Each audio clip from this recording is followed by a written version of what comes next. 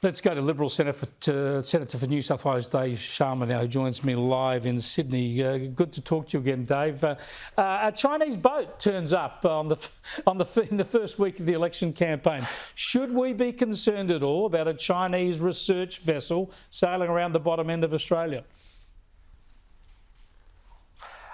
Absolutely, we should be, Chris. This is not an innocuous research vessel. This is undoubtedly doing hydrographic research about, subsurface features that will all be fed back to the People's Liberation Army Navy and the headquarters of the Chinese Communist Party. So it's of a part with the PLA Navy's task force's hostile circumnavigation of Australia and live fire exercise off our coast a few weeks ago. It's an exercise in intelligence gathering, in intimidation and in coercion.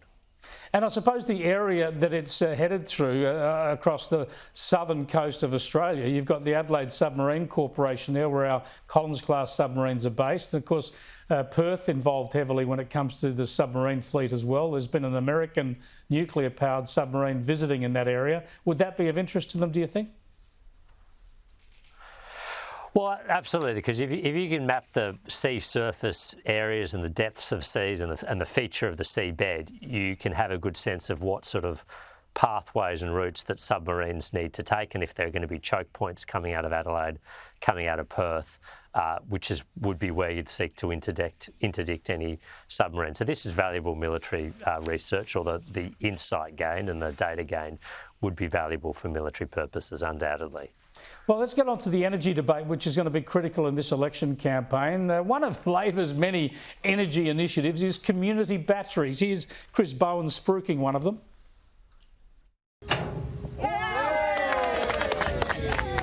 We are standing in front of Australia's first community battery funded by the Albanese government. There's a few community batteries around Australia, but this is the first of our 400 rollout. There we go, big batteries that power the community, supposedly. Labor announced that they're going to deliver 400 of these. The Australians revealed now that only 21 have opened. Is this a big miss, or are we glad that they haven't spent the money yet? Well, this is a huge miss. I mean, clearly, if you're pursuing a renewables-only energy strategy, which is what Labor's doing, then you need to have storage to manage all the renewables in the grid and make sure that your power is not intermittent but continuous. So the fact that Labor has only been able to roll out 5% of what they'd promised 2.5 years ago, a centrepiece of their energy strategy, is just laughable. And it shows you that this new promise, which they're dangling out there, that they're going to provide funding for household batteries, needs to be seen for the chimera that it likely is, that it's going to be another promise that is never delivered. Well, it also shows how difficult batteries are too. They're very expensive and they don't store a lot of energy, and so the idea of renewables plus batteries doesn't quite stack up.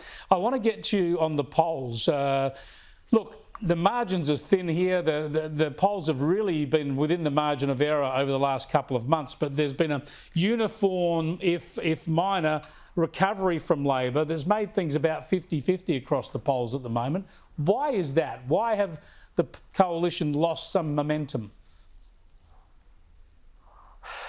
Well, look, I'd say first of all that this election was always going to be tight and competitive. We are trying to do what has not happened in almost 100 years, which is to defeat a first-term government. That's not an easy thing to do, and we recognise that we are the underdogs in this fight, and we still have some. If we're to win the election, we have some. We have to convince people that we will be a better government than Labor. Now, I think the polls will move around as they have over the past few months and up until polling day. Our job is not so much to focus on what the polls say, but on making sure that we convince the public why we have a better plan for Australia, how we're going to get Australia back on track, and why another 3 years of a Labor government would be terrible for households and the nation. Yeah, we will see. Starting the campaign pretty much neck and neck. Thanks for joining us, Dave. I appreciate it. Dave Sharma there, Liberal Senator for New South Wales, joining us live.